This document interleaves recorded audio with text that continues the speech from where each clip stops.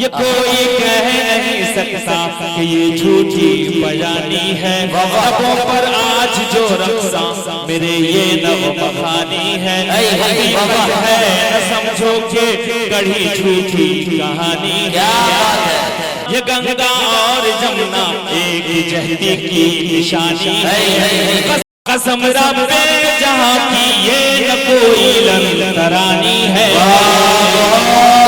یہ دل ہندوستانی ہے، یہ دل ہندوستانی ہے، یہ دل ہندوستانی ہے، یہ دل ہندوستانی ہے، یہ دل ہندوستانی ہے، یہ دل ہندوستانی ہے، یہ دل ہندوستانی ہے، ہندوستان ہندوستانی پائندہ باد، یہ دل ہندوستانی ہے، یہ دل ہندوستانی ہے۔ آئیے حضرات اب میں ایک شعر پڑھتا ہوں اور صدر مشاعرہ جناب حضرت مولانا مفتی عبدالوارث صاحب قاسمی ناظم مدرسہ کنز العلوم رحمانیہ گڑیا تک پہنچنے کی جسارت کر رہا ہوں۔ کتنی نگاہوں کو میری سرکار کے دالان تک لے چل، اب پورا مجمع کہیے نگاہوں کو میری سرکار کے دالان تک لے چل، نگاہوں کو میری سرکار کے دالان تک لے چل، مقدر پھر مجھے ایوب کے مہمان تک لے چل، اور میرے روزے وہاں افطار کرنے کی تمنا کر، کبھی تو مسجد نبوی کی دسترخوان تک لے چل، میرے روزے وہاں افطار کرنے کی تمنا کر، اما میرے روزے وہاں افطار کرنے کی تمنا کر، کبھی تو مسجد نبوی کی دسترخوان تک لے چل۔ حضرات تاریخ انسانی شاہد ہے کہ خطابت نے چمنستان عالم میں کیسے بڑے بڑے کارنامے انجام دیے ہیں، خطابت نے ایمان و عقیدت کی شمع روشن کی ہے، رشد و ہدایت کے دریا بہائے ہیں، اس نے انسانوں کو قید و بند کی زندگیوں سے آزاد کیا ہے، ظالموں کی حکومت میں تباہی مچائی ہے، کمزوروں کو اپنے حق کے لیے لڑنا سکھایا ہے، اس نے قلعوں کے قلعے فتح کیے ہیں، میدانوں کے میدان جیتے ہیں۔ خطابت نبی کی زبان پر پہنچی تو دعوت و ہدایت بن گئی، جب وائس کی زبان سے آشنا ہوئی تو نصیحت و معظمت بن گئی، جب مجاہد نے اسے اپنایا تو نعرہ انقلاب بن گئی، جب کسی قائد یا لیڈر نے اسے اختیار کیا تو ترانہ سیاست بن گئی۔ الغرض خطابت نے ہر زمانے کے اندر الگ الگ رنگ و روپ میں اپنا جوہر دکھلایا ہے، کیونکہ حضرات یہی وہ خطابت ہے جس کو سن کر باطن میں زلزلہ برپا ہو گیا تھا۔ میرے دوستوں بزرگوں، کسی شاعر نے کہا ہے کہ خطابت جب وجد میں آئے تو پھر ہتھیار بن جائے، کبھی نیزہ کبھی خنجر کبھی تلوار بن جائے، خطابت جب وجد میں آئے تو پھر ہتھیار بن جائے، کبھی نیزہ کبھی خنجر کبھی تلوار بن جائے، اور خطابت کی غلبشانی مسلم ہے زمانے میں، یہ نجاشی کے آگے جعفر تیار بن جائے، خطابت کی غلبشانی مسلم ہے زمانے میں، یہ نجاشی کے آگے جعفر تیار بن جائے۔ تو آئیے حضرات اسی خطابت کا ایک نمونہ ملاحظہ کرنے کے لیے دعوت ہے ایک ایسے بے باک خطیب کو جنہوں نے کافی علق ریزی کرنے کے بعد میدان خطابت میں اپنی ایک پہچان بنائی ہے، جن سے میرا اشارہ کلام ہے جناب حضرت مولانا مفتی عبدالوارث صاحب قاسمی ناظم مدرسہ کنز العلوم رحمانیہ گڑیا۔ میں ان سے بڑے ہی ادب و احترام کے ساتھ گزارش کر رہا ہوں کہ حضرت تشریف لائے اور اپنی خطابت سے ہم سامعین کو مستفز فرمائے۔ اس شعر کے ساتھ کہ پھول سے چاند سے خوشبو کی زبان سے سنیے، بول دیجئے سبحان اللہ، کہ پھول سے چاند سے خوشبو کی زبان سے سنیے، ہر طرف آپ کا قصہ ہے جہاں سے سنیے، اور سب کو آتی نہیں اس دنیا کو سجا کر جینا، زندگی کیا ہے یہ حضرت کی زبان سے سنیے۔ السلام علیکم ورحمۃ اللہ وبرکاتہ۔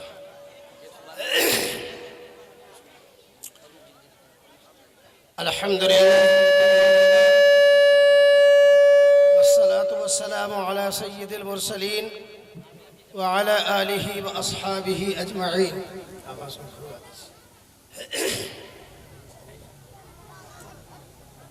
اما بعد،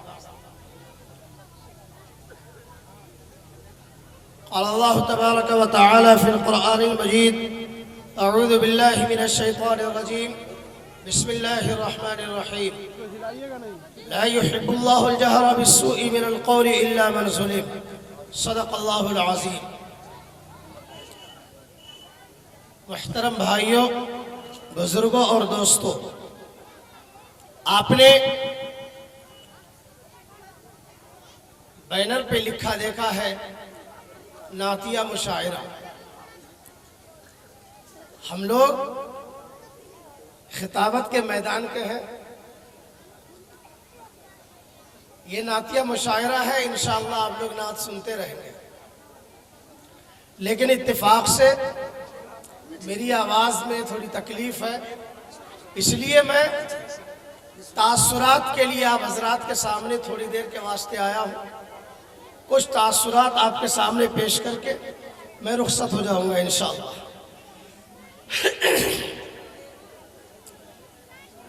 سب سے پہلی بات یہ ہے کہ میں نے اس سال NCC کے طلباء اور طالبات کے کوئی پروگرام تاخیر سے آنے کی وجہ سے نہیں سنا، لیکن گزشتہ سال جو میں نے سنا تھا اس پروگرام پر قیاس کرتے ہوئے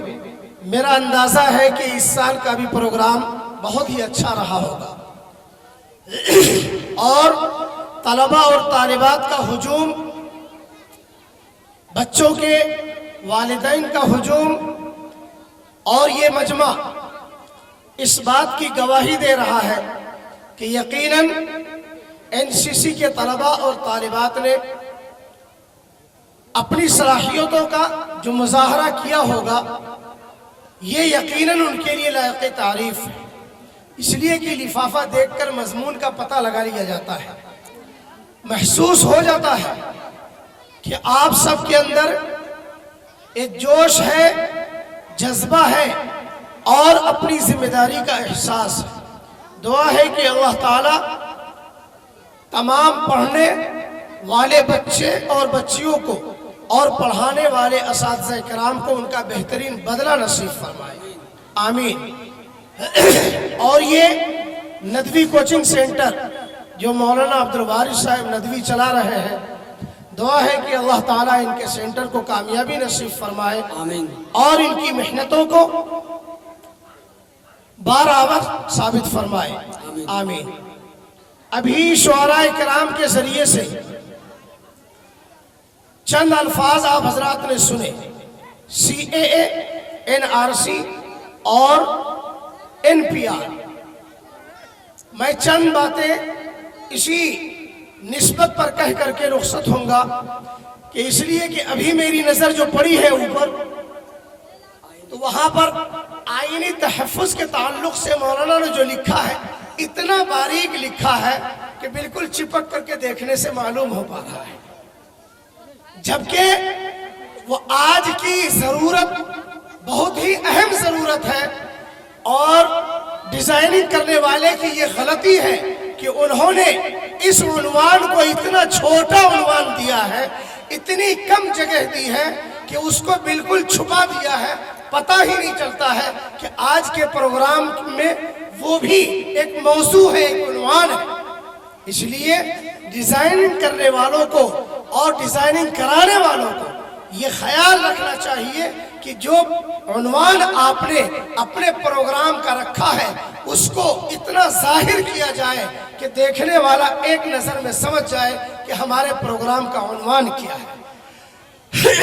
خیر، میں مبارکبادی پیش کرتا ہوں کہ انہوں نے اپنی ذمہ داری کا احساس کرتے ہوئے اپنے بینر پر کچھ تو جگہ عطا فرمائی ہے، اس کو اللہ جزائے خیر عطا فرمائے۔ ہمارے بہت سارے نوجوانوں کو، بھائیوں کو، دوستوں کو یہ معلوم نہیں ہے کہ NRC کیا چیز ہے، CAA کیا چیز ہے،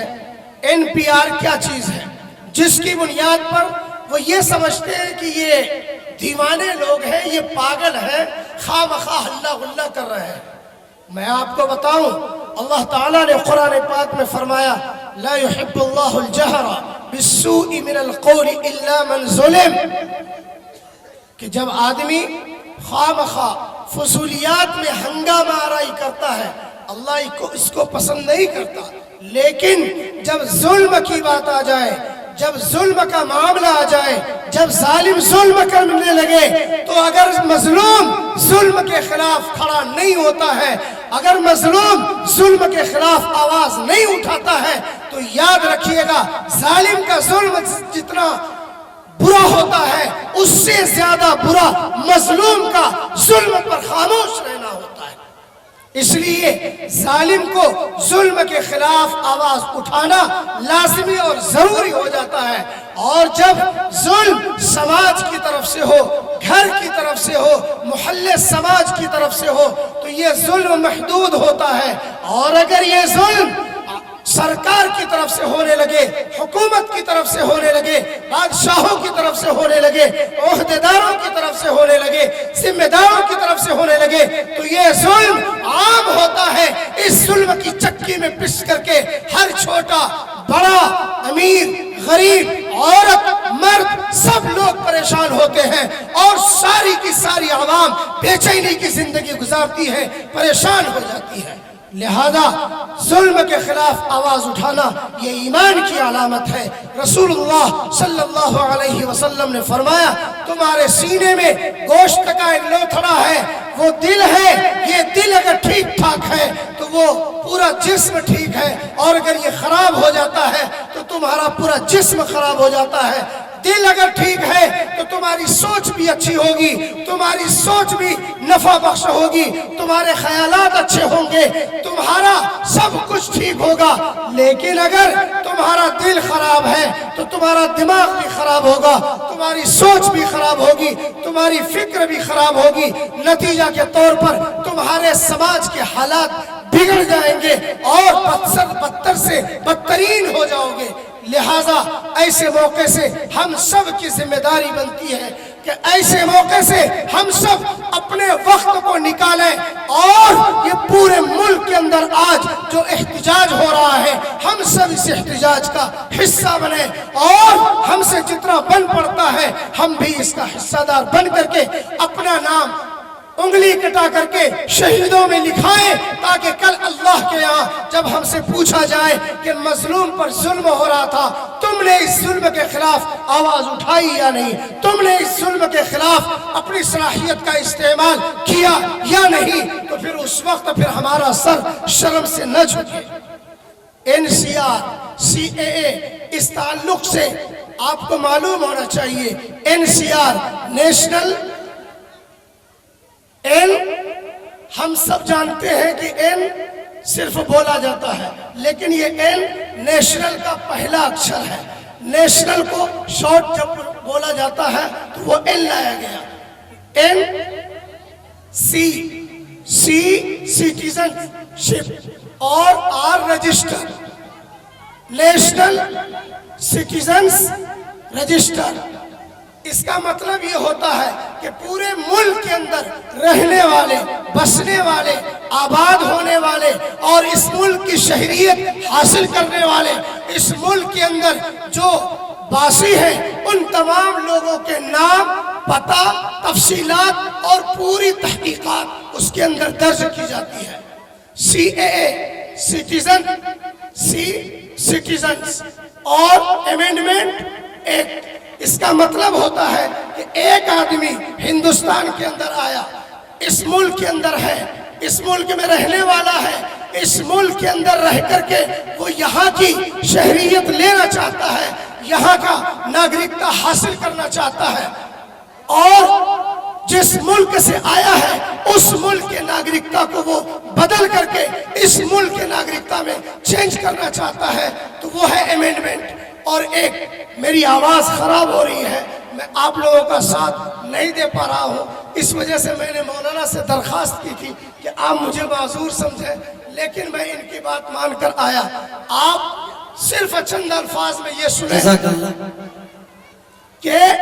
اس ملک کے اندر جو ہم رہتے ہیں، اس ملک کے اندر جو ہندو رہتے ہیں، اس ملک کے اندر جو دلت رہتے ہیں، اس ملک کے اندر جو کرسچن رہتے ہیں، اس ملک کے اندر جو بودھسٹ رہتے ہیں، سکھ رہتے ہیں، سب کے سب سکھ اور چین امن کے ساتھ اس بنیاد پر ہے کہ اس ملک کے اندر ایک دستور ہے، قانون ہے، اس قانون کی پابندی کر کے ہم سکھ چین سے رہ سکتے ہیں اور آج تک رہتے آئے ہیں۔ اگر اس قانون اور دستور کے اندر چھیڑ چھاڑ کیا جائے اور اس دستور کو بدلنے کی کوشش کیا جائے اور اس دستور کو چینج کر کے دوسرے کے حقوق کو سلب کرنے کی کوشش کی جائے تو یہ دستور کے اندر چھیڑ چھاڑ ہے اور دستور کی خلاف ورزی ہے، اور یہ دستور کی خلاف ورزی یہ قانون اور سمویدھان کے خلاف، اس لیے کہ قانون اور سمویدھان کے اندر آرٹیکل 14-15 کے اندر ہم کو یہ حق ملا ہوا ہے کہ ہر کسی کو دھرم کے اعتبار سے، ہر کسی کو مذہب کے اعتبار سے، ہر کسی کو ذات برادری کے اعتبار سے آزادی ملی ہوئی ہے، ان پر کسی طرح کا ظلم نہیں ہوگا، ان کے ساتھ کسی طرح کی تفریق نہیں کی جائے گی، ان کے ساتھ کسی طرح کا تعصب نہیں برتا جائے گا، عصبیت نہیں برتی جائے گی، ان کے ساتھ بھید بھاؤ نہیں کیا جائے گا۔ لیکن اگر ان کے ساتھ کسی بھی اعتبار سے بھید بھاؤ کیا جاتا ہے، عصبیت برتی جاتی ہے، تفریق کی جاتی ہے، چاہے وہ مذہب کے اعتبار سے، چاہے ذات برادری کے اعتبار سے، تو یہ آئین ہند کے خلاف، یہ ہندوستان کے دستور کے خلاف، سمویدھان کے خلاف ہے۔ یہ CAA اسی بنیاد پر کالا قانون قرار دیا گیا ہے کہ یہ سمویدھان کے خلاف ہے، یہ دستور اساسی کے خلاف ہے۔ اس لیے ہم مسلمان ہی نہیں بلکہ اس ملک کے اندر بسنے والے تمام ہی ذات برادری کے لوگ، تمام ہی دھرم کے لوگوں نے اس قانون کو کالا قانون کہا ہے، اس لیے کہ یہ ہندوستانیوں پر ظلم ہے۔ اور میں اپنی بات ایک شعر کے ساتھ ختم کروں گا کہ یہ ظالم جو آج پورے ملک سڑکوں پر اترا ہوا ہے لیکن ان کے کان پر جوں تک نہیں رینگتی، احساس نہیں ہوتا ہے، ان کو میں یاد دلانا چاہتا ہوں کہ اس دنیا کے اندر بڑے بڑے ظالم حکمراں آئے اور اللہ تعالیٰ نے سب کو مٹی میں ملا دیا، نیست و نابود کر دیا۔ بڑا سے بڑا ظالم آیا، فرعون جیسا آیا، قارون جیسا آیا، نمرود جیسا آیا، ہٹلر آیا، سب کو اللہ تعالیٰ نے مٹی میں ملایا۔ کیوں؟ اس لیے کہ خون پھر خون ہے، گرتا ہے تو جم جاتا ہے،